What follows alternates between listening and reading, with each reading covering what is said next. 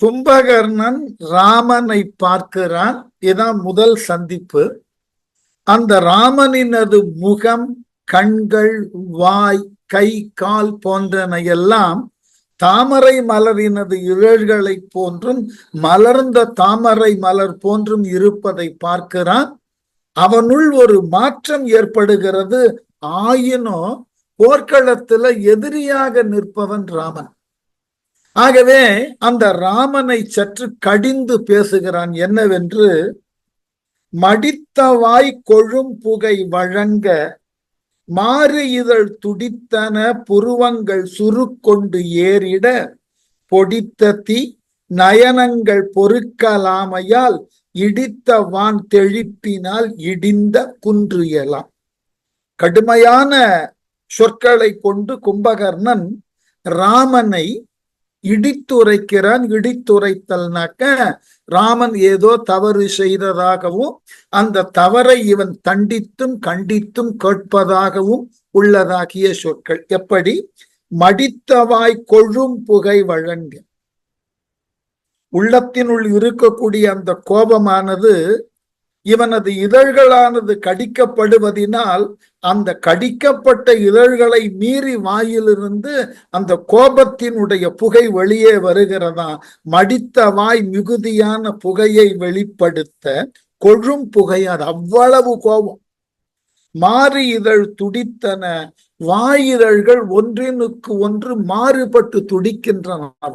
கோபம் வரும்போது நமக்கு வாய் துடிக்கும்.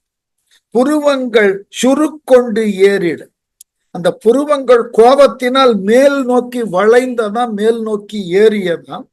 நயனங்கள் தீப்பொடித்த, கண்கள் சிவந்து சினத்தினாலே நெருப்பை கக்கின.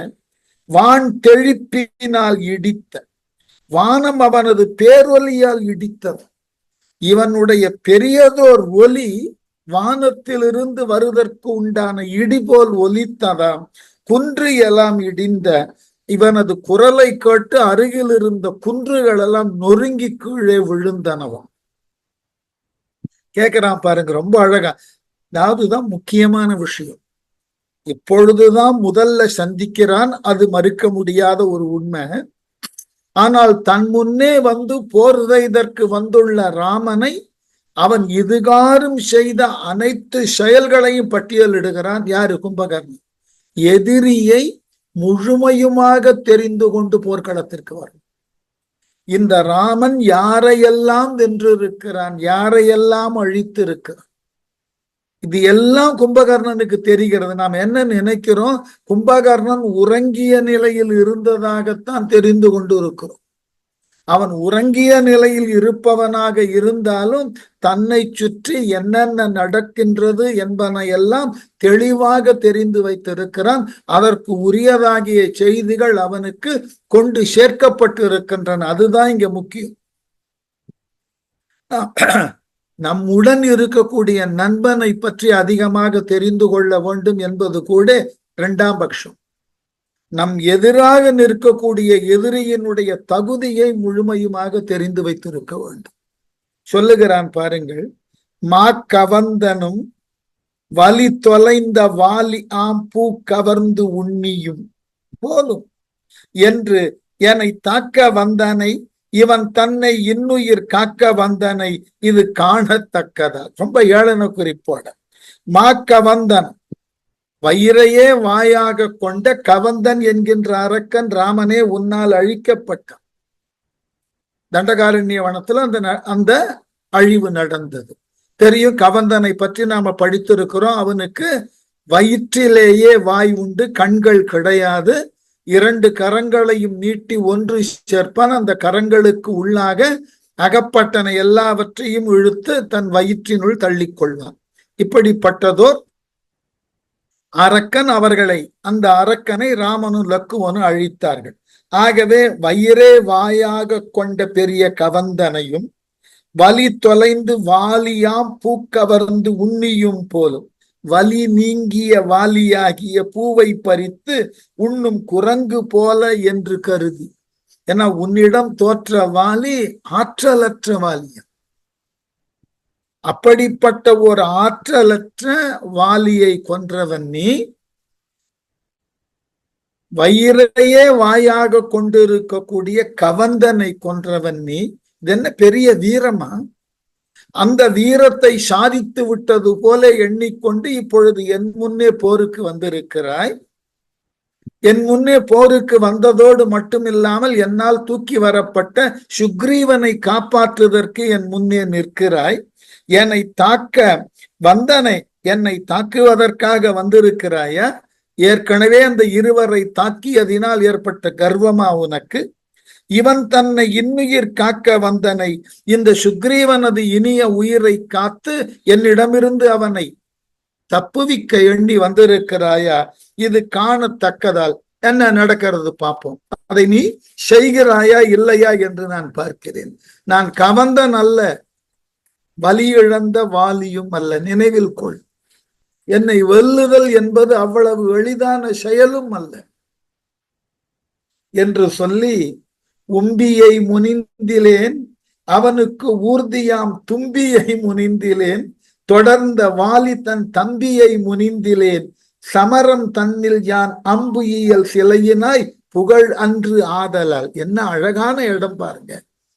எனக்கு ஒரு வீரம் இருக்கிறாமா? கும்பகர்ணன் என்பவனுக்கு ஒரு தகுதி இருக்கிறது. இந்த தகுதியை ஒப்ப பார்க்கின்ற பொழுது நான் யாரை கொல்லணும், யாரை அழிக்க வேண்டும் என்பது என் தகுதிக்கு உரியதாகிய ஒன்றாக நான் கருதுகிறேன். அதனால்தான் நான் என்ன செய்தேன், இப்பொழுது நடந்த போர்ல உம்பியை முனிந்திலேன், உன் தம்பியாகிய லக்குவனை நான் அழிக்கவில்லை, சினந்து அவனை நான் அழிக்கவே இல்லை, விட்டுட்டேன். என் தகுதிக்கு அவன் இணை இல்லாதவன். அவனையெல்லாம் ஒரு போர்க்களத்துல எதிரியாக எண்ணி அழித்தால் என் வீரம் என்னாவது? ஆகவே உம்பியை முனிந்திலேன் அவனுக்கு ஊர்தியாம் தும்பியை முனிந்திலேன், அவனுக்கு ஊர்தியாக அமைந்த யானை போன்றவனான அனுமனை நான் ஒன்றுமே பண்ணவில்லை, அவனையும் விட்டுட்டேன். தும்பிக்கையை உடைய யானை போன்ற உடலையும் ஆற்றலையும் கொண்டு இருந்த அந்த ஹனுமனை கூட நான் ஒன்றும் செய்யவில்லை. அந்த குரங்கை அழிப்பது என் வீரத்திற்கு சமமாகாது.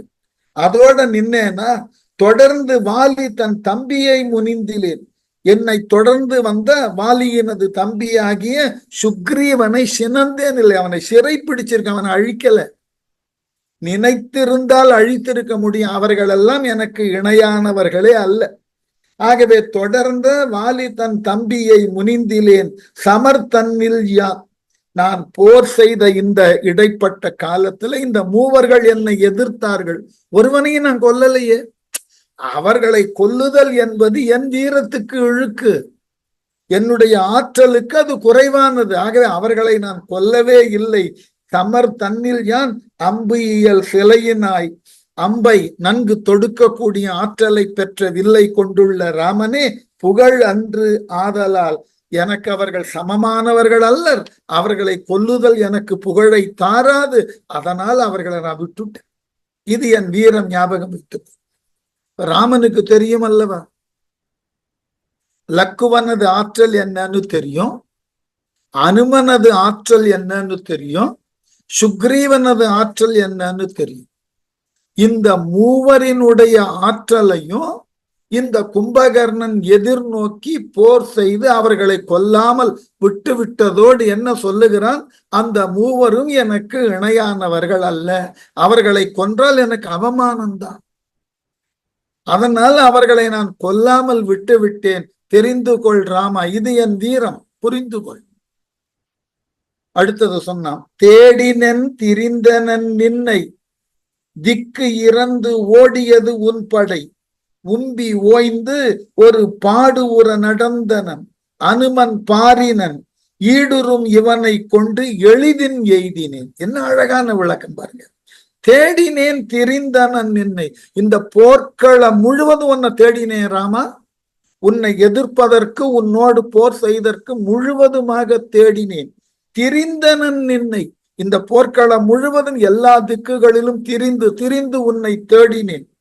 திக்கு இறந்து ஓடியது உன் படை, நான் வரக்கூடிய வேகத்தை பார்த்து உன்னுடைய வானர படைகளெல்லாம் எல்லா திக்குகளிலும் சிதறி ஓடின. திக்கு இறந்து ஓடியது, திக்கை கடந்து ஓடியது. அவ்வளவு பயம் என்னை பார்த்தவுடனே. உம்பி ஓய்ந்து உன் தம்பியாகிய லக்குவன் என்னோடு போர் செய்ய முடியாமல் ஓய்ந்து போனான். அவனை தாக்குவதில் அர்த்தமில்லை என்று அவனை விட்டேன். உம்பி ஓய்ந்து ஒரு பாடுவுற நடந்தனன். உன் தம்பி ஓய்ந்து ஒரு பக்கமா ஒதுங்கிட்டான் என்னை எதிர்க்க முடியாமல். ஆகவே என்னை எதிர்க்க முடியாதவனை போர்க்களத்துல நான் ஒன்னும் செய்ய மாட்டேன், அவனை விட்டுட்டேன். அனுமன் பாரினான், அனுமனும் வலி கெட்டு ஓடிப்போன். அனுமன் ஓடி போனதற்கு காரணம் அனுமன் என்ன சொன்னா, இந்த கும்பகர்ணனை கொன்றிருக்க முடியும், அது ராமனது வேலை என்பதனால் விட்டேன். ஆனா அந்த அனுமன கும்பகர்ணன் என்ன சொல்லுகிறான், எனக்கு அஞ்சி தோற்று ஓடி போனான் அனுமன். அதனால ஈடுறும் இவனை கொண்டு போர் செய்ய வந்த இவனை, இந்த சுக்ரீவனை கொண்டு எளிதின் எய்தினேன், எடுத்துக்கொண்டு ரொம்ப எளிதாக அவனை எடுத்துக்கொண்டேன். அவனெல்லாம் எடுத்துக்கொள்வதற்கு ரொம்ப நான் சிரமமே படல. என் வீரத்தோடு இந்த சுக்ரீவனை பார்த்தால் அவன் எனக்கு சமமானவனே இல்லை. ஆகவே அவனை எளிதாக எடுத்துக்கொண்டு இலங்கைக்கு செல்வதாக கிளம்பினேன். இதுக்கு நடுவில் அவனை காக்கிறதுக்கு நீ வந்திருக்க. காக்கிய வந்தனை என்னின் கண்ட என் பாக்கியம் தந்தது நின்னை, பல்முறை ஆக்கிய செரியலாம் ஆக்கி எம்முனை போக்குவன் மனத்துரு காதல் புன்கண். அழகு. ஒரு வீரன்னா இப்படி பேசணும். கும்பகர்ணன் எதிரணியில இருக்கக்கூடியவன் தான். எதிரணியில இருக்கக்கூடியவனாக இருந்தாலும் அவன் பேசின இந்த பாட்டு இருக்கிறது அல்லவா, எவ்வளவு மேன்மையான பாட்டு பாருங்க. என்னவா, இந்த உன்னோடு நான் போர் செய்வதற்காக காத்திருந்தேன், எது அவ்வாறு நிகழாமல் போய்விடுமோன்னு கவலையோடு இருந்தேன். ராமன் என்கின்ற பெயருக்கு உரிய பெரியதோர் வீரன், அவனை போர்க்களத்துல எதிர்க்க வேண்டும் என்று இந்நாள் வரை காத்திருந்தேன். அது எங்கு நடக்காமல் போய்விடுமோன்னு கவலையோட இருந்த என் கவலை தீர்ந்தது. உன்னை பார்த்து விட்டேன். உன்னோடு போர் செய்து இந்நாள் வரை என் மனத்தை உறுத்தி கொண்டிருந்த அந்த துன்பத்திலிருந்து நான் விடுபடுவேன். எப்படியாம், காக்கிய வந்தனை என்னின், இச்சுக்ரீவனை என்னிடமிருந்து காப்பாற்றுவதற்காக வந்திருக்கிறாய் என்னிடம். நின்னை கண்ட என் பாக்கியம் தந்தது. நின்னை என்னிடம் விளைந்த என் பாக்கியம் உன்னை என் கண்முன்னே கொண்டு வந்து நிறுத்தியது. நான் எதிர்பார்த்து கொண்டு இருக்கிறேன். எந்த ஒரு நல்ல வீரனும் தனக்கு இணையான வீரனோட போர் செய்யணும்னு காத்து கொண்டிருப்பேன். அதுதான் வீரத்தின் அழகே. அதனால எனக்கு இது ஒரு பாக்கியம். என் முன்னே நீ வந்து நின்றாய். நான் தேடிக்கொண்டிருந்தேன் போர்க்களம் முழுவதும் உன்னை. அப்பொழுதெல்லாம் கிடைக்காத நீ இப்பொழுது என் முன்னே வந்து நிற்கிறாய். நின்னை கண்ட என் பாக்கியம் தந்தது. பல்முறை ஆக்கிய செரியலாம் ஆக்கி. முன்பு பலமுறை நான் போர் செய்திருக்கிறேன், பலரை வென்றிருக்கிறேன், தேவர்களை பலமுறை வென்றிருக்கிறேன். அதையெல்லாம் காட்டிலும் இப்பொழுது உன்னை இந்த போர்க்களத்திலே வெல்ல போகிறேன் பார், அதுதான் பெரியதோர் பாக்கியம். ஆகவே பலமுறை செய்துள்ள வீர போரையெல்லாம் இன்று இப்பொழுது செய்து எம்முனை, என் முன்னோன் என்னுடைய அண்ணனுடைய மனத்துரு காதல் புன்கண் நோய் போக்குவேன். மனத்தில் பொருந்திய காதலாகிய வருத்தம் தரும் நோயை போக்குவேன். ராவணனுக்காக இதுகாரும் நான் பல போர்கள் செய்திருக்கிறேன் என்றாலும் இந்த போரிலே அவனது மனதானது வருந்தி கொண்டிருக்கிறது. அந்த வருத்தத்தை போக்கக்கூடிய அளவிலே ராமனே உன்னோடு போர் செய்ததற்கு நான் தயாராக உள்ளேன். இது என் பாக்கியம், போரினை தொடங்கும். ஏதிவென் திரளி நோய் இமைப்பிலோர் எதிர் பேதுரு குரங்கையான் பிணித்த கைப்பிணி கோதை வெஞ்சிலையினால் கோடி வீடு எனின் சீதையும் பெயர்ந்தனல் சிறை நின்றாம் என்றான். என்ன அழகான இடம் பாருங்க. ஏதி வெண்திரளி நோய், படைக்கலத்தால் செய்யும் போரிலே கொடிய திறமை வாய்ந்தவனே. இமைப்பிலோர் எதிர், தேவர்கள் முன்னிலையில் பேதூரு குரங்கை, மனம் கலங்கிய குரங்காகிய சுக்ரீவனை யான் பிணித்த கைப்பிணி, யான் கட்டி இழுத்து வந்திருக்கிறேன் அல்லவா. பிணித்தல் கட்டுதல்.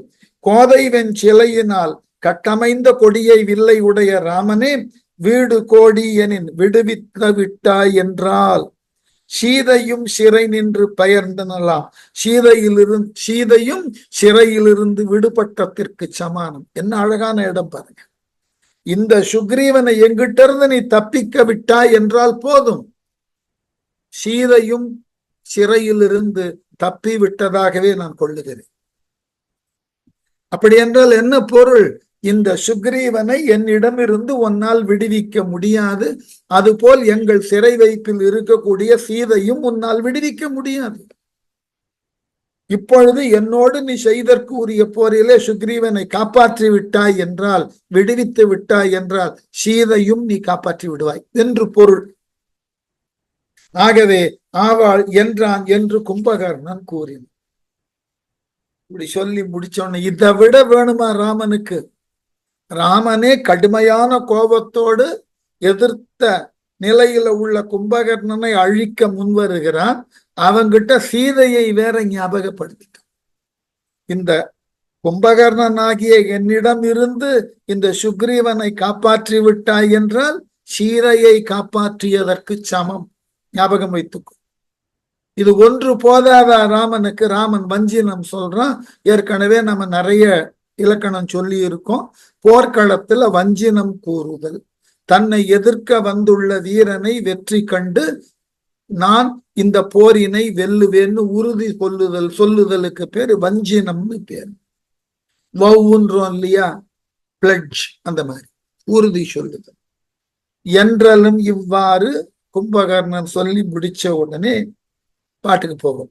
என்றாலும் முருவலித்து ராமன் யானுடைய இன்துணை ஒருவனை எடுத்த தோள் எனும் குன்றினை அறிந்து யான் குறைகிலேன் எனின் பின்றினென் உனக்கு வில் பிடிக்கிலேன் என்றான். இதை விட என்ன உறுதி சொல்ல முடியும்?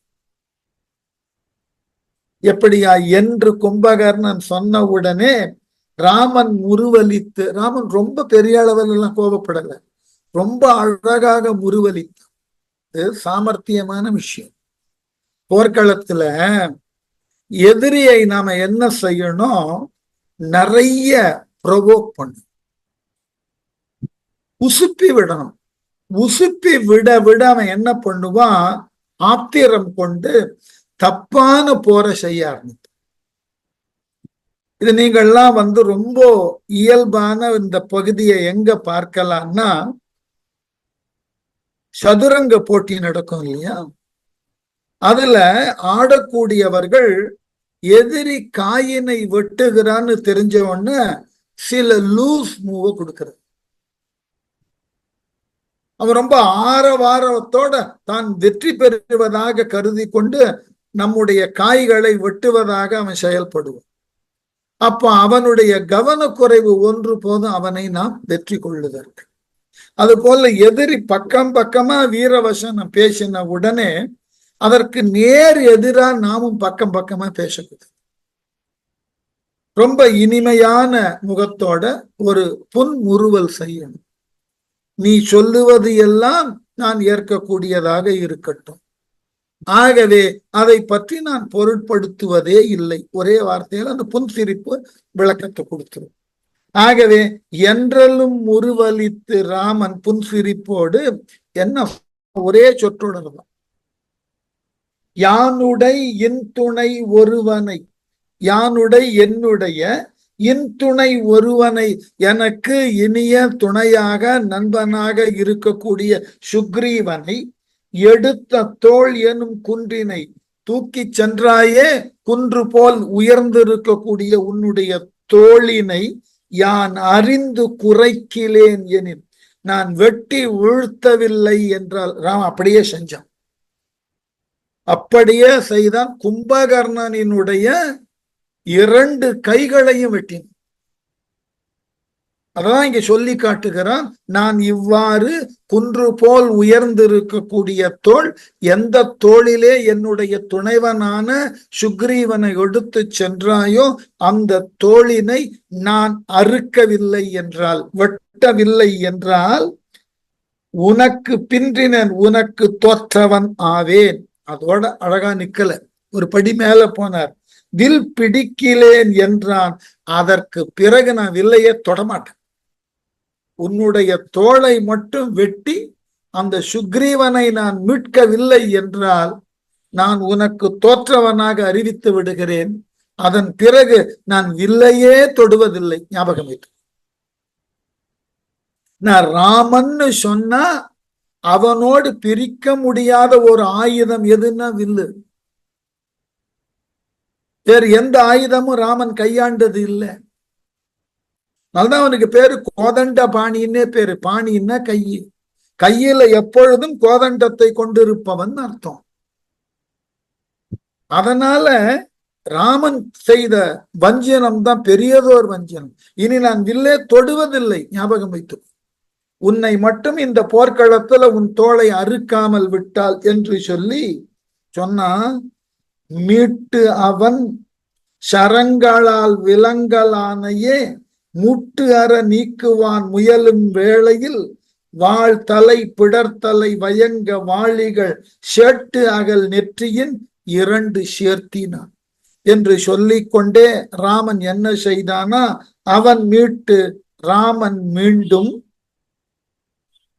சரங்களால் விலங்கலானையே அம்புகளால் மலை போலும் சுக்ரீவனை மூட்டு அற நீக்குவான் முயலும் வேளையில் தடையில்லாமல் நீக்குவதற்கு முயலுகின்ற காலத்தில் பிடர்த்தலை வயங்க வாழ் தலை வாளிகள், பிடர் தலை அருகில் இருந்த அம்பரா துணியிலிருந்து விளங்கக்கூடிய நல்ல வாளிகள்னா அம்புகளை எடுத்து 2 எடுத்து சேட்டு அகல் நெற்றியின் சேர்த்தினான்.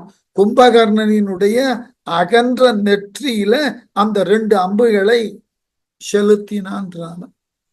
அந்த நெற்றியில அம்பு பட்ட உடனே அதிலிருந்து பீரிட்டு எழுந்த குருதி மயங்கி கிடந்த சுக்ரீவன் மேல பட்டு அவனுக்கு நினைவை உண்டு பண்ணுகிறது. சுற்றிய குருதியின் சக்கர் சூழ்ந்து எழ நெற்றியின் நெடுங்கனை ஒளிர நின்றவன் முற்றிய கதிரவன் முளைக்கும் முந்து வந்து உற்றி எழும் அருணனது உதயம் போன்றனன். என்ன கற்பனை! சுற்றிய குருதியின் அம்பு, ராமனது அம்பு கும்பகர்ணன் நெற்றியில் பட்டதால் சூழ்ந்து எழுந்த குருதி, பீரிட்டு அடிக்கக்கூடிய குருதி, சக்கர் சூழ்ந்து எழ செவ்வானம் சுற்றிலும் தோன்ற அவ்வளவு ரத்தமா, வானமே சிவந்து போகக்கூடிய அளவுல அந்த ரத்தம் சிதற, நெற்றியின் நெடுங்கணை ஒளிர நின்றவன், நெற்றியிலே 2 பெரிய கணைகள் தைத்த நிலையிலே நிற்கின்றான் கும்பகர்ணன். முற்றிய கதிரவன் முளைக்கும் முன்பு, பல கதிர்களை தரக்கூடிய சூரியன் தோன்றுவதற்கு முன்பு வந்து உற்றி எழும், அது பொருந்தி தோன்றக்கூடிய அருணனது உதயம் போன்றனன். அருணனது உதயத்தை போல் சூரியன் உதிக்கிறதுக்கு முன்னாடி சகப்பா வானவெளி வரும், சிவந்த நிலையில சூரியன் வந்துதான் அப்ப வெண்மையா மாறும். அது போல இப்போ அம்புகள் தைத்த நிலையில நெற்றியில் பெற்ற அம்புகளை கொண்டு ரத்தம் பீரிட்டடிக்கக்கூடிய அளவில நின்ற கும்பகர்ணன் உதிக்கின்ற சூரியன் சிவந்து காணப்படுவது போல காட்சியளித்தான். குன்றின் வீழ் அருவியின் குதித்து கோத்து இழி புன்தலை குருதி நீர் முகத்தை பொர்த்தலும் இன்துயில் உணர்ந்தென உணர்ச்சி எய்தினான் வன்திரல் தோற்றிலான் மயக்கம் எய்தி. குன்றின் வீழ் அருவியின், மலையிலிருந்து விழக்கூடிய அருவி போல நெற்றியிலிருந்து தாரை தாரையாக ரத்தம் சிந்துகிறது கும்பகர்ணன் உடம்புல. அந்த நெற்றியிலிருந்து கொட்டுகிறது, இது அருவி போலவன். குதித்து கோத்து இழி கும்பகர்ணனது நெற்றியிலிருந்து அந்த இரத்தமானது குதித்து குதித்து வருகிறது. என்ன எவ்வளவு நெற்றி பெரியது, எவ்வளவு ரத்தம் இருக்குன்னு பாருங்க. ஒன்று சேர்ந்து விழுகின்ற குருதி நீர், அந்த இரத்தமான நீர் புன்தலை முயக்கத்தை போர்த்தலும், புல்லிய நிலையோடு கூடிய அந்த கும்பகர்ணன் தோளில் இருந்த சுக்ரீவன் முகத்தில் அந்த இரத்தம் போய் பாய்கிறது, படுகிறது. மயக்கம் தெளிந்தானா சுக்ரீவன். எப்படி? இன்துயில் உணர்ந்து என இனிய தூக்கத்தில் இருந்து எழும்புவன் போல உணர்ச்சி எய்தினான், நினைவை மீண்டும் பெற்றான் சுக்ரீவன். வந்திரல் தோற்றிலான், இதுவரை யாரிடத்தும் வலிய திரள் தோலாதவனாகிய கும்பகர்ணன் மயக்கம் எய்தினான். என்ன அழகு! சுக்ரீவன் மயக்கத்திலிருந்து விழித்தான், கும்பகர்ணன் மயக்கத்திற்கு போனான். ராமன் செய்த ஒற்றை வேலை 2 கூர்மையான அம்புகளை கும்பகர்ணன் நெற்றியில செலுத்தினான். அதனால் தோன்றின குருதி பெருக்கு சுக்ரீவனை விழிக்க செய்தது, கும்பகர்ணனை மயங்க செய்தது. என்ன இருந்தாலும் சுக்ரீவன் ராஜாவா இருந்தாலும் குரங்கு தானே, அதை விட முடியாது.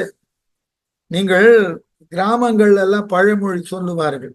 சிலர் உதவி செய்வதற்கு முன் வருவார்கள், சில நேரங்கள் அவர்கள் உதவி செய்வது போல இருக்கும், அவர்களே நமக்கு ஊரையும் விளைவித்து விட்டு போவார்கள். அதை எதற்கு இணையாக சொல்லுவார்கள்னா குரங்குக்கு இணையாக சொல்லுவார்கள்.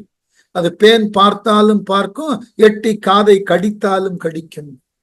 மயக்கம் தெளிஞ்ச கும்பகர்ணன், மயக்கத்தில் இருந்த கும்பகர்ணனிடம் இருந்து மயக்கம் தெளிந்த சுக்ரீவன் என்ன பண்ணி இருக்கணும்?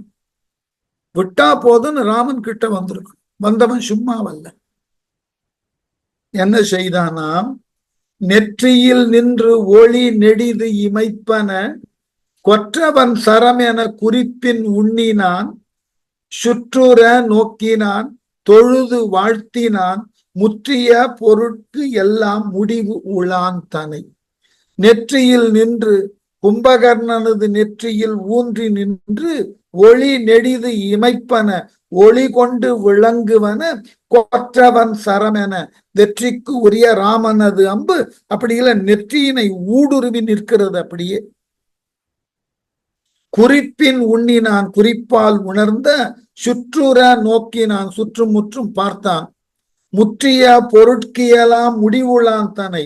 உலகத்தில் நிரம்பிய பொருள்கள் எல்லாம் முடிவாக அடைதற்கு உரிய அவதார புருஷனாகிய ராமனை தொழுது வாழ்த்தினான், கையால் தொழுது வாழ்த்தினான் சுக்ரீவன். ஏன்னா தன்னை காப்பாற்றினான். அந்த வாழ்த்து நிலையில ராமன் கிட்ட வந்து சேர்ந்து இருந்தால் போதும். சேர்றதுக்கு முன்னாடி என்ன செய்தான்? கண்டனன் நாயகன் தன்னை கண்ணுரா தண்டலில் மானமும் நானும் தாங்கினான், விண்டவன் நாசியும் செவியும் வேரோடும் கொண்டனன் எழுந்து போய் தாமரை கூடினான். ஒரு விதத்துல வீரமானு கேட்டா இல்லைதான். மயங்கிய நிலையில ஒருத்தனை நாம எவ்வாறு தாக்குவது? வீரனாக இருந்தால் சொல்லலாம், குரங்க என்ன பண்ணுவது? நாயகன் தன்னை கண்டனன், சுக்ரீவன் தலைவனாகிய ராமனை பார்த்தான். கண்ணுரா பார்த்து தண்டல் இயல் மனம், குறைதலில்லாத மானத்தையும் மானமும் நானும் தாங்கினான், நாணத்தையும் தாங்கினவனாகி ரொம்ப வெக்கப்பட்டு போயிட்டான். நம்முடைய வீரம் கும்பகர்ணன் முன் எடுபடாமல் போயிற்றே, நம்மை காப்பதற்கு ராமன் வந்து நின்றானே என்று ராமனை பார்த்த உடனே இவனுக்கு வெட்கம் வந்ததான். யாருக்கு? சுக்ரீவனுக்கு. அந்த வெக்கத்தினால ராமன் முன்பு தன்னை வெக்கப்பட வைத்தவன் யார்? இந்த கும்பகர்ணன் தானே. ஆகவே இதுதான் சரியான நேரம் என்று என்ன செய்தானா, விண்டவன் பகைவனான கும்பகர்ணனின் நாசியும் செவியும், நாசி மூக்கு, செவி காது, ரெண்டுத்தையும் என்ன பண்ணனா வேரோடும் கொண்டான், வேரோடும் கடித்து இழுத்து கொண்டு போயிட்டான். எழுந்து போய் தாமரை கூடினான், புறப்பட்டு சென்று தமரை கூடினான், தன்னுடைய இனமாகிய வானரர்களோடு போய் சேர்ந்து கொண்டான். தங்கள் மன்னனை தலைவனை மீண்டும் பார்த்த அனைத்து வானர வீரர்களும் மகிழ்ச்சி கொண்டார்கள். அதான் அடுத்த பாட்டு. வானரம் ஆர்த்தன மறையும் ஆர்த்தன, தான் அற மகளிரும் தமரும் ஆர்த்தனர், மீன் அறல் வேலையும் வெற்பும் ஆர்த்தன, வானவரோடு நின்று அறமும் ஆர்த்தது. இது கம்பன். வானரம் ஆர்த்தன, தங்கள் மன்னன் சுக்ரீவன் திரும்பி வந்ததை கண்டு குரங்குகளெல்லாம் ஆர்ப்பரித்தன, ஆரவாரம் செய்தன. மறையும் ஆர்த்தன, வேத நாயகன் சுக்ரீவனை மீட்டான் என்பதினால் வேதங்கள் ஆரவாரம் செய்தன. தானற மகளிரும் தேவ மகளிரும் தமரும் உறவினர்களும் பேரொலி செய்தார்கள். மீன் நரல் வேலையும் மீன்கள் ஒலிக்கக்கூடிய கடலும் வெற்பும் மலைகளும் ஆரவாரத்தோடு ஒலியினை செய்தன. வானவரோடு நின்று அறமும் ஆர்த்ததே, தேவர்களோடு சேர்ந்து அறக்கடவுளும் ஆரவாரம் செய்தார். ஒரு நல்லதோர் செய்தியானது நடந்து விட்டது என்பதனால் இப்ப என்ன ஆயிற்று? சுக்ரீவனை மீட்டால் சீதையை மீட்டதற்கு சமம்னு சொன்னான் யாரு? கும்பகர்ணன். இப்பொழுது ராமன் தன் வீரத்தால் சுக்ரீவனை மீட்டாயிற்றா? அப்ப சுக்ரீவனுக்கு என்ன செய்தியை சொல்லி இருக்கிறான் ராமன்? இதுபோல் சீதையும் மீட்கப்படுவாள். அப்படியா? காந்து இகல் அரக்கன் வெங்கரத்துள் நீங்கிய ஏந்தலை அகமகிழ்ந்து எய்த நோக்கிய வேந்தனும் சானகி இலங்கை வெஞ்சிறை போந்தனாலாம் என பொறுமல் நீங்கி. கும்பகர்ணன் சொன்னத எவ்வளவு அழகா ராமன் எடுத்துக் கொள்ளுகிறான் பாருங்கள். காந்து இகல் அரக்கன், சினம் கொள்ளும் தன்மை உள்ள வலியை பெற்றுள்ள கும்பகர்ணனுடைய வெங்கரத்துள் நீங்கிய ஏந்தலை, கொடிய கரங்களில் இருந்து தப்பி வெளிப்பட்ட சுக்ரீவனை அகமகிழ்ந்து மனதானது மிக பெரிய அளவிலே மகிழ்ச்சியை கொள்ள எய்த நோக்கிய வேந்தனும் முழுமையாக பார்த்து மகிழ்ந்தான் ராமன். இப்ப இதுல இருந்து என்ன குறிப்பு? இந்த சுக்ரீவனை காப்பாற்றினால் சீதையை காப்பாற்றியதற்கு சமம் இல்லையா? ஆகவே ஜானகி இலங்கை வெஞ்சிறை போந்தனாலாம் என ஜானகி இலங்கையினது கொடிய சிறையில் இருந்து மீண்டும் திரும்பி வந்ததற்கு வந்தால் என்ன மகிழ்ச்சியை ராமன் பெறுவானோ அந்த மகிழ்ச்சியை சுக்ரீவன் மீண்டு வந்த போதே பெற்றான்.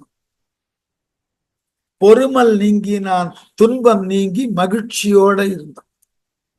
சுக்ரீவனை எதற்கு இணையா பார்த்திருக்கான்னு பாருங்க. கும்பகர்ணன் சொன்னதால் மட்டுமல்ல, தனக்கு நண்பன் பெரியதோர் படையை தந்து உதவியவன், சீதை இருக்கக்கூடிய இடத்தை தேடி கண்டறிய அனுமனை ஏவியவன், இப்படிப்பட்ட சுக்ரீவனை மீட்டது சீதையை மீட்டதற்கு அல்லது இனி வருங்காலத்தில் சீதையை மீட்பதற்கு உரிய செயலாக இது முன்னோடி செயலாக இருந்தது என்று பெரிதும் மகிழ்ச்சி அடைந்தானா ராமன்.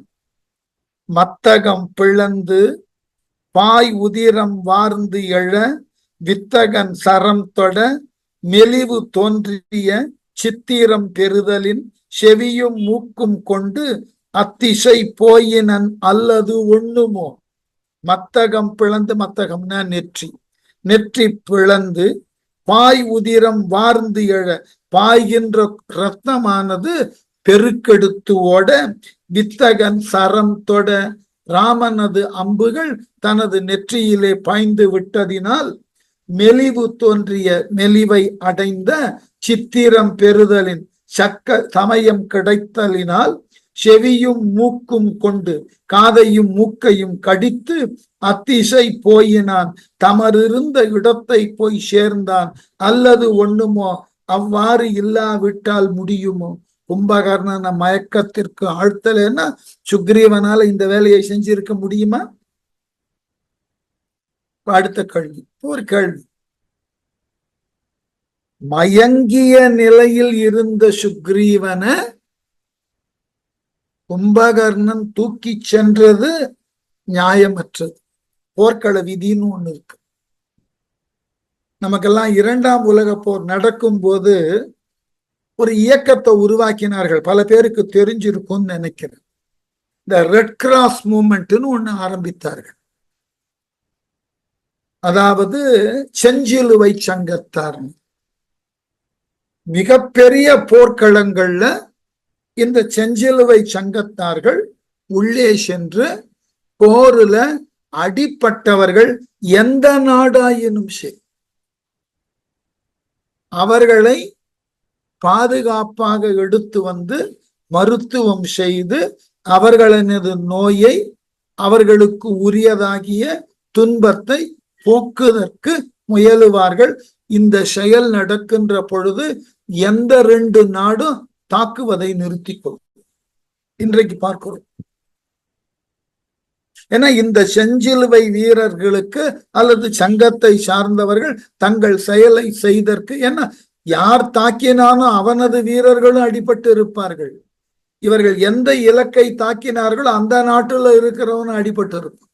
ஆகவே அவர்களுக்கு உரியதான தொண்டை இந்த செஞ்சிலுவையை செய்கின்ற பொழுது போர் செய்யக்கூடிய நாடுகள் போரை நிறுத்தி அவர்களுக்கு வழிவகை செய்து கொடுக்கும். இது மரபு. அப்போ போர்க்களத்துல ஒருவன் தோற்று கீழே விழுந்திருக்கிறான். அப்படி விழுந்து கிடந்தவன் நினைவோடு இல்லை, அவனை தூக்கி வருதல் என்பது தவறான ஒரு செயல். மயங்கிய சுக்ரீவனை கும்பகர்ணன் தோல்ல தூக்கி கொண்டு வந்தான். அது எவ்வளவு பெரிய தவறு! அந்த தவறுக்கு தண்டனையாகத்தான் மயங்கிய நிலையில இருந்த கும்பகர்ணனது மூக்கையும் காதையும் சுக்ரீவன் கடித்து மீண்டான். இப்ப இதற்கு அது சரி என்பது போல ஒரு விளக்கத்தை எழுத வேண்டி இருக்கிறது. ஆகவே சுக்ரீவனது செயலையும் நியாயப்படுத்தணும். ஏன் அந்த செயலை நியாயப்படுத்தணும்? மயங்கி விழுந்தவனை தாக்கக்கூடாது. கும்பகர்ணன் ராமனது அம்பினாலே மயங்கி கீழே விழுந்திருக்கிறான். அப்படி விழுந்தவனை போய் மேலும் அவனது உடல் உறுப்புகளை கடித்து எடுத்தல் என்பது தப்பு. இந்த தப்பை ஏன் சுக்ரீவன் செய்தான்? ஒரு மன்னன் இவ்வாறு செய்யலாமான்னா, ஆமா, நான் மயங்கிய பொழுது என்னை தோளிலே போட்டுக்கொண்டு இலங்கையை நோக்கி கும்பகர்ணன் செல்ல எத்தனித்தானே, அது சரியா? ஆகவே கும்பகர்ணன் செய்த தவறினுக்கு மாற்றாக அவன் மயங்கிய நிலையிலே அவனது மூக்கையும் காதையும் நான் கடித்து வந்தேன்னு நியாயப்படுத்துகிறான் சுக்ரீவன் என்று ஒரு விவாதத்தை சொல்லுகிறார்கள். இது நான் விவாத பொருள் இருக்குன்னு சொல்லிட்டேன், நீங்கள் முடிவு செய்து கொள்ளலாம் கேட்பவர்கள், இது சரியா முறையான்னு. இது ஒரு பக்கம். அடுத்து மெல்ல மெல்ல அந்த உணர்வானது உள்ளினுள் இருந்து கும்பகர்ணனது மயக்கத்தை போக்குகிறது. உறக்கம் விழித்தவன் போல் மயங்கிய நிலையிலிருந்து கும்பகர்ணன் விழிக்கிறான். அக்கணத்து அறிவு வந்து அணுக அங்கை நின்று உக்கணன் கவி அரசு எனும் உண்மையும் மிக்கு உயர் நாசியும் செவியும் வேறு இடம் புக்கதும் உணர்ந்தனன் உதிர போர்வைய. ரொம்ப அழகு. அதாவது ரத்தத்தையே போர்வையாக, உடம்பெல்லாம் ரத்தமா இருக்கு கும்பகர்ணனுக்கு, உதிரத்தையே ரத்தத்தையே போர்வையாக இப்பொழுது கொண்டிருக்கிறான். உடம்பு முழுவதும் ரத்த விளாறு. அவன் என்ன செய்தானா, அக்கணத்து மூக்கும் காதும் பறிக்கப்பட்ட அந்த நேரத்துல அறிவு வந்து அணுக, மயக்கம் நீங்கி சுய உணர்வு அவனுக்கு வர, கவி அரசு குரங்குகளுக்கு தலைவனான சுக்ரீவன் அங்கை நின்று உக்கணன் எனும் உண்மையும் தன் கையில் இருந்து தப்பித்து சென்று விட்டான் என்ற உண்மையும் மிக்கு உயர் நாசியும் மிக உயர்ந்து தோன்றுகின்ற தன்னுடைய மூக்கும் செவியும் காதுகளும் வேறு இடம் புக்கதும் வேறு இடத்திற்கு போய்விட்டதையும் உணர்ந்தான். மூக்கு ஒரு காணும், காதுகளையும் காணும். வந்துட்டது. தாது ராக தடம் குன்றம் தாரைசால் கூதிர்கால் நெடு மழை சொரிய கோத்தியிழி ஊதையோடு அருவிகள் உமிழ்வது ஒத்தனன் மீது உரு குருதியாறு ஒழுகும் மேனியன். இந்த பருவ காலங்கள்ல மேகமெல்லாம் ஒன்று திரண்டு மழை பொழிந்து அது மலையிலிருந்து அருவியாக வீழக்கூடிய காட்சி இருக்குல்ல, இது அப்படியே கும்பகர்ணனுக்கு ஏற்றுகிறார் கம்பர். மீது ஒரு குருதியாறு ஒழுகும் மேனியான், நெற்றியின் மேல் பெரிய ஆறு போன்று இரத்தமானது இடைவிடாமல் ஒழுக பெறுதற்கு உரிய உடம்பினை கொண்டுள்ள கும்பகர்ணன் தாதுராக தடம் குன்றம், காவிக்கல், தாதுராகன தாதுன சிவப்புன்னு அர்த்தம், காவிக்கல்லால் ஆகிய சிவந்த நிறத்தை கொண்ட பெரிய மலையானது தாரைசால் கூதிர்கால் நெடுமழை சொரிய, தாரையாகவும் மிகுதியாகவும் உடைய குளிர்ச்சியை வெளிப்படுகின்ற கூதிர் பருவத்து பெருமழை பொழிய. குளிர்காலத்துல பெரிய மழை பொழிந்தால் கோத்து இழி அருவிகள், வெள்ளம் ஒன்று சேர்ந்து ஓடி வருகின்ற அருவிகளை ஊதையோடு வாடை காற்றோடு உமிழ்வது ஒத்தான் வெளியிடுவதை போன்று கும்பகர்ணன் நிக்கிறான். மலை போல நிக்கிறான். அருவி நெற்றியிலிருந்து அருவி போல் கொட்டுகிறது. எண்ணுடை தன்மையான் இணைய எண்ணிலா பெண்ணுடை தன்மையன் ஆய பீடையால் புண்ணுடை செவியொடு மூக்கும் பொன்றலால் கண்ணுடை சுழிகளும் குருதி கால்வனர். கம்பன் என்ன அழகான ஒரு மங்களம் இல்லாத சொல்ல போடுறார் பாரு. ஞாபகம் வச்சுக்கணும், ஏற்கனவே அதை சொல்லி இருக்கேன். கம்பனை பொறுத்த மட்டில் மங்களம் இல்லாத சொல்ல போட்டு கவிதை எழுத மாட்டேன். அதுக்கு நாம நல்லதோ ஒரு மேற்கோள் ஒரு இடத்துல பார்த்தோம். ராமனுக்கும் சீதைக்கும் திருமணம், குழுமி இருந்தவர்கள் அது கூட்டம் ஏராளம். அந்த மிக அதிகமான கூட்டம் இருக்கக்கூடிய இடத்தை நாம சொல்லும் போது என்ன சொல்லுவோம்? எள்ளு போட்டா எள்ளு விழாது, அவ்வளவு கூட்டம்னு சொல்லுவோம். பார்த்தான் கம்பன், என்னடா நடக்கிறதோ கல்யாணம், இந்த இடத்துல போயிட்டு அபகாரியம் செய்தற்கு பயன்படக்கூடிய தானியமான எள்ள இங்க சொன்னா எப்படி மரியாதையா இருக்குமா? நீத்தார்களுக்கு எள்ள வச்சு காரியம் செய்யும், அதை கொண்டு போயிட்டு திருமணம் நடக்க கூடிய இடத்துல இந்த கூட்டத்தினை விளக்குதற்கு எள்ளும் போடக்கூடிய இடம் இல்லைன்னு சொன்னா நல்லா இருக்காது. உடனே கம்பன் என்ன பண்ணா, உளுந்தும் பெய்தற்கு இடம் இலை மாதோன்னு எழுதி, உளுந்து போட்டா கீழே விழாது மங்கள சொல்ல போட்டோம். இது கம்பனினுடைய தனித்துவம். நல்ல விஷயத்தை தான் சொல்லணும்.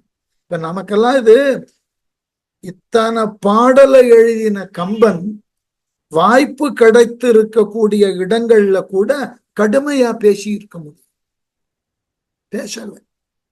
ஏன்னா அது எடுத்துக்கொண்ட இலக்கியம்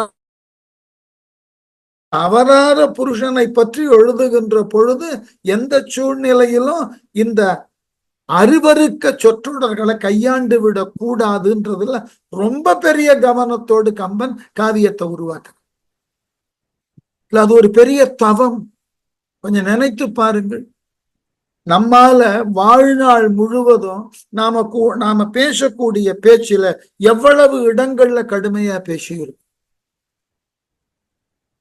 நம்மை தவிர்க்க முடியாமல், நம்மால் தவிர்க்க இயலாமல் எவ்வளவு இடங்கள்ல பேசியிருக்கோம். அதுதான் கம்பன், அது தனித்துவம். மறந்தும் ஆங்கிலத்துல சொல்வது போல அன்பார்லிமெண்டரி வேர்ட்ஸை யூஸ் பண்ணணும். அந்த கம்பனே ரொம்ப நொந்து போய் பேசின இடம்.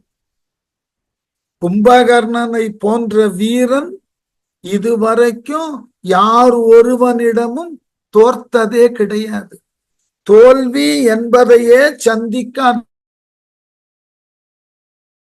அவ்வளவு பெரிய வீரன் இப்பொழுது ராமனால் எய்யப்பட்ட அம்பினால் மயங்கி விழுந்திருக்கிறான்னா அது கும்பகர்ணன் வீரத்துல ஏற்பட்ட குறைபாடு இல்லை. கும்பகர்ணனினுடைய அண்ணன் இருக்கிறானே, அவன் செய்த அறத்தின் கேடு. ஆகவே நாம யாரை சார்ந்து இருக்கிறோமோ அவர்களினுடைய அறக்கேடு நம்முடைய ஆற்றலையும் அழிக்கும். அதுக்குதான் பழைய காலத்துல பழமொழி சொன்னார்கள், சேரிடம் அறிந்து சேர். என்ன எழுதுறான் பாருங்க, எண்ணுடை தன்மையான் ஆராய்தல் தன்மை உடைய ராவணன் இணைய இவ்வாறான நிலையினை எண்ணாது. நாம செய்த அறக்கேடு, அறம் இல்லாமல் ஒழுக்க கேட்டோடு நாம சிறை எடுத்தோமே சீதையை, அந்த தவறான ஒன்று நிலையினை எண் இப்படி ஒரு தப்பு நடக்கும். சீதையை சிறை எடுத்து வந்ததினால் நம்மை சார்ந்தவர்கள் ஒவ்வொருவரும் அழிக்கப்படுவார்கள், தோற்கடிக்கப்படுவார்கள்னு ராவணன் நினைச்சிருக்கணும், நினைக்கல. எண்ணாது எண்ணிலா பெண்ணுடை தன்மையான் ஆய்தல் இல்லாத சூர்பனகியின் சொல் கேட்ட தன்மையன் ஆனதால். ராவணனுக்கு சீதையை பற்றின எண்ணத்தை, சீதையின் மீது ஆர்வத்தை தூண்டியவள் யாரு? சூர்பனகன். அவ சொல்ல கொஞ்சமாவது ஆராய்ச்சி பண்ணிருக்கணுமா வேண்டாமா? ஆகவே என்னவா, ஆய்தல் இல்லாத சூர்பனகன். பெண் புத்தி மிக கேவலமாக இந்த அரக்கர் குலத்தையே அழிப்பதற்கு உரியதாகிய செய்தியை போய் சொன்ன. அவதான் சொன்னான்னா இவனாவது ஆராய்ச்சி பண்ணிருக்கணுமா வேண்டாமா? சீதையினது மூக்கு அறியப்பட்டது ஏன்? எவனாவது சும்மா போய் ஒரு பெண்ணோட மூக்கு அறிவானா? அதுவும் சூர்பனகை போன்று ஆற்றல் வாய்ந்த ஒரு அரக்கியோட மூக்க யோசிக்க வேண்டாம். இவ ஏதோ பெரியதோர் தவறை செய்து இருக்கணும். ஏன் அந்த சிந்தனை இல்லாமல் போயிற்று? அந்த சிந்தனையும் இல்லை. அதற்கு மேலும் சூர்பனக தப்பு தப்பா வந்து சொன்னான். அதை ஆராய்ச்சி பண்ண வேண்டாம். ஆய பீடையால்னா ஏற்பட்ட போரில். பீடைன்ற சொல்லுக்கு எவ்வளவு அழகான வார்த்தையை போட்டார் பாருங்க. நம்ம பீடைன்ற சொல்ல அருவருக்க கூடிய சொல்லா போடுவோம். என்ன போட்டார் பாருங்க. ஆய பீடையால், பெண்ணுடை தன்மையன் ஆய பீடையால். ரொம்ப அருவருக்க தகுந்த போர் இது. யாருக்கோசரம் போர்க்களத்துல நின்னோம்? வீரத்தை விளைவிப்பதற்கான இன்னும் இல்ல. காமத்தினால் மாற்றான் மனையை சிறையெடுத்து வந்த தன் தமையன் ராவணனது செயலை நியாயப்படுத்த நின்னும். இதுதான் மிகப்பெரிய அவமானம். அதனால புன்னூடை செவியோடும் மூக்கும் பொன்றலால், கும்பகர்ணனினுடைய புண்களை உடைய காதுகளும் மூக்கும் அழிந்து போனதால் கண்ணுடை சுழிகளும் குருதி கால்வன, அவனுடைய கண்ணுடைய வட்டங்களும் குருதியை வெளிப்படுத்துவது ஆயின. அந்த நினைச்சு பார்க்கலாம், யாருக்காக போர் செய்ய வந்தோம்? எப்படி இந்த ஒரு அவமானம் ஏற்பட்டது? இந்த ராவணன் யோசிக்க வேண்டாம்? சூர்பனகை சொன்னால் என்பதற்காக இப்படி யாரேனும் செயல்படுவார்களா என்று நொந்து போனான். ஏசியுற்று எழும் விசும்பினாரை பார்க்கும், தன் நாசியை பார்க்கும், முன்னடந்த நாளுடை வாசியை பார்க்கும், இம்மண்ணை பார்க்குமாம் சீச்சி உற்றது என தீயும் நெஞ்சினான். என்ன அவமானம்! எவ்வளவு பெரிய வீரம்! என்னவா உற்றது தனக்கு நேர்ந்ததை சீச்சி என தீயும் நெஞ்சினான். சீச்சி என்று தனக்குத்தானே அருவருத்துக் கொள்ளுகிறான் கும்பகர்ணன். உலகத்திலேயே கொடுமையானது எதுன்னா செல்ஃப் பிட்டியிங் அண்ட் செல்ஃப் கர்சிங். தனக்குத்தானே நொந்து கொள்ளுகிறான். அப்படிப்பட்ட மனதை உடைய கும்பகர்ணன் ஏசியுற்று எழும் விசும்பினாரை பார்க்கும், தன்னை ஏசி கொண்டிருக்கக்கூடிய வானத்திலே உள்ள தேவர்களை பார்த்தான். டேய், இந்த தேவர்களை நான் ஜெயிச்சவன்டா. இப்ப இவெல்லாம் என் முன்னாடி நின்று என்னை ஏளனமா பேசுறான். அந்த நிலைக்கு ராவணன் கொண்டு வந்து தன்னை விட்டு விட்டானேன்னு வருத்தப்பட்டான். இந்த தேவர்களெல்லாம் கும்பகர்ணன் ஆகிய என்னை பார்த்து அஞ்சி ஓடி ஒளிந்தவர்கள். இப்ப அவர்களெல்லாம் நான் அறுபட்ட மூக்கோடும் காது இழந்த நிலையில் என்னை பார்த்து அவர்கள் என்னை ஏசுகிறார்கள், என்னை கேவலமா பேசுகிறார்கள். தன்னை ஏசிக்கொண்டு எழுகின்ற தேவர்களை பார்த்தான். தன் நாசியை பார்க்கும் மூக்க பார்த்தான். முன்னடந்த நாளுடை வாசியை பார்க்கும், முன் வெற்றி பெற்று நடந்த நாளுக்கும் இதற்கும் உள்ள வேறுபாட்டை எண்ணி பார்த்தான். முன்னெல்லாம் நான் போர்க்களத்துல வந்தா ஒரு பைய எதிர்க்க நிக்க மாட்டான். இன்னைக்கு நான் போர்க்களத்துல நெற்றியில அம்பு தாக்கி காது இழந்து மூக்கு இழந்து நிற்கிறேன். நான் எப்படி வீரனாக போர்க்களத்திலே நின்று பழகியவன், என்னை இப்படி அங்க குறைபாடோடு நிறுத்தி விட்டானே இந்த ராமன்.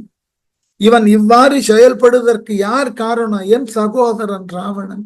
யாரெல்லாம் என்னை கண்டு அஞ்சினார்களோ அவர்களெல்லாம் இப்பொழுது என் முன்னே நின்று என்னை ஏளனமாக பார்க்கிறார்கள் என்று சொல்லி இம்மண்ணை பார்க்குமால் அப்படியே நாணத்தினால் சாம்பி தலை குனிந்து பூமியை பார்த்து. தேவையா கும்பகர்ணன்? மிகப்பெரியதோர் வீரன். அவன் தலை குனியறான்னா அவன் தலை குனியக்கூடிய அளவினுக்கு ராவணன் செய்த தவறு. அதுதான் அருவருக்கக்கூடிய செயல். என்முகம் காண்பதன் முன்னம் யான் அவன் தன்முகம் காண்பது சரதம் தான் என, பொன்முகம் காண்பது ஓர் தோலும் போரிடை வல்முகம் காண்பது ஓர் வாழும் வாங்கின. என்ன அழகு!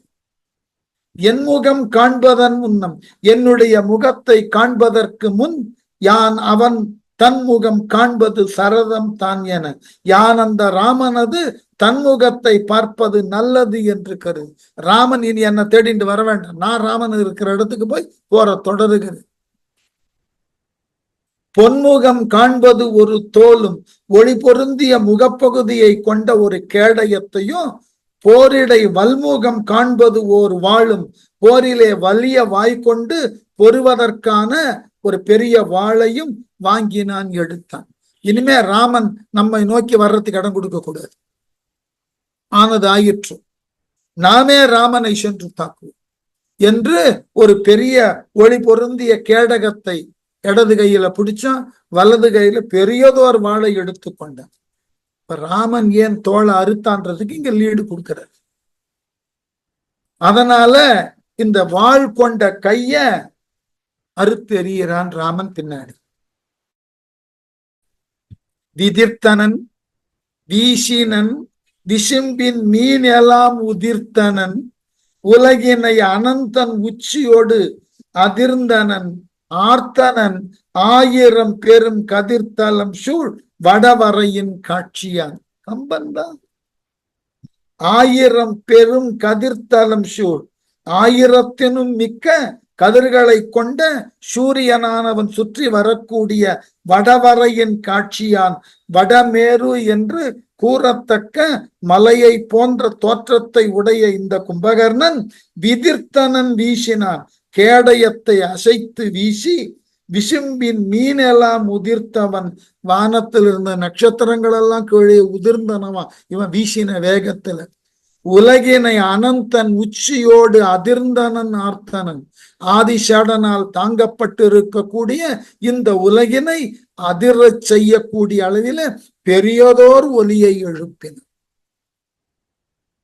வீசினன் கேடகம் முகத்து வீங்கு கால் கூசின குரக்குதம் குழுவை கொண்டு எழுந்து ஆசைகள் தோறும் விட்டு எரிய ஆர்த்து எழும் ஓசை ஒன் கடலையும் திடர் செய்து ஓடும். இவன் வந்த வேகத்தை பார்த்தவண்ண அந்த கும்பகர்ணன் வீசி எறிந்த கேடகம் முகத்து வீங்கு கால், கேடகத்தின் முகத்தில் இருந்து மிகுதியாக தோன்றிய கால் அப்படி வீசினான். அதுல எவ்வளவு பெரிய கேடகம்னு பார்த்து கொள்ளுங்கள். அது வீசின வேகத்துல எழுப்பின காற்று இருக்கு இல்லையா, அந்த காற்றானது கூசின குரங்கு வெண்குழுவை கொண்டு, அச்சம் கொண்டு எதிர்க்கே நிற்கக்கூடிய குரங்குகள் கூட்டத்தை இந்த காற்று மட்டுமே எழுந்து ஆசைகள் தோறும் விட்டு எரிய சென்று திக்குகள் தோறும் விட்டு எறிந்ததான். இவன் கேடகத்தை வீசினதனால எழுந்த காற்று, அந்த காற்று குரங்கு படைகளை சிதற அடித்து குரங்குகள் எல்லா திக்குகளிலும் போய் விழுந்தனவன்.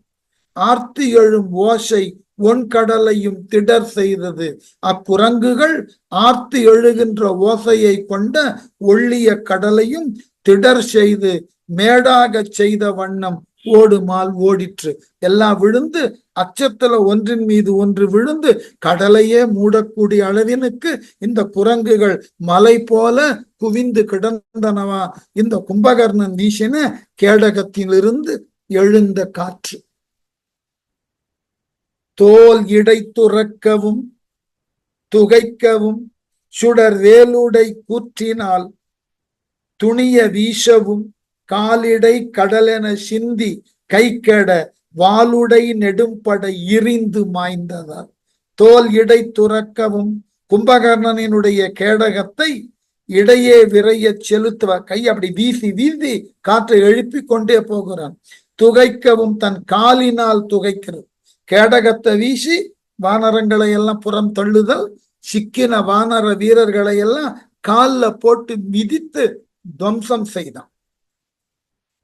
சுடர் வேலுடை கூற்றினால் துணிய வீசவும், ஒளி பொருந்திய வேலாகிய யமனால் துண்டுபட வீசுவதாலும், காலிடை கடலென பெருங்காற்று வீசுவதனால் உடைத்தலை கொண்ட கடலை போல சிந்தி சிதற கைக்கட செயல் என்ன செய்வது என்று தெரியாமல் வாளுடை நெடும்பகை வாளை உடைய பெரிய குரங்குகளின் படை இறைந்து மாய்ந்தலால் நிலை கட்டு ஏன் அழிகிறோம்னு தெரியாமையே செத்து போயிடுச்சு. என்ன நடக்கிறது என்று தெரியாமலேயே அவைகள் எல்லாம் குன்று குன்றாக குப்பல் குப்பலாக இறந்து போயின. ஏறு பட்டதும் இடை எதிர்ந்துள்ளோர் எல்லாம் கூறு பட்டதும் கொழும் குருதி கோத்து இழிந்து ஆறு பட்டதும் நிலம் அனந்தன் உச்சி சேறு பட்டதும் உச்சியும் சேறு பட்டதும் ஒரு கணத்தில் தீர்ந்தவர். ஒரு கணப்பொழுது அத்தனை பேரை கொண்டுட்டு. எப்படியா?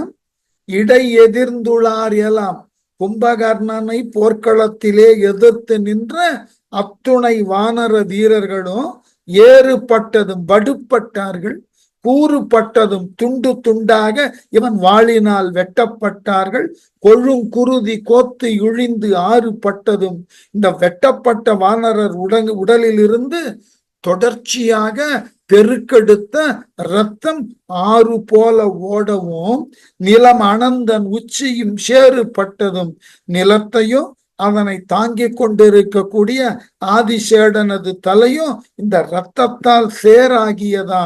ஒரு கணத்தில் தீர்ந்தவால் இந்த செயல்களெல்லாம் ஒரு கண நேரத்துல நடந்து முடிஞ்சு. கும்பகர்ணனுடைய போர் ஆற்றல் எப்படி என்பதோட இன்றைக்கு இந்த பகுதியை நிறுத்துறேன். ஏன்னா எனக்கு 10:30 மணிக்கு பல்கலைக்கழக வகுப்பு இருக்கு, அதனால செல்லணும். அடுத்த வகுப்புல கொஞ்சம் அதிகமாக பேசணும். சரியா?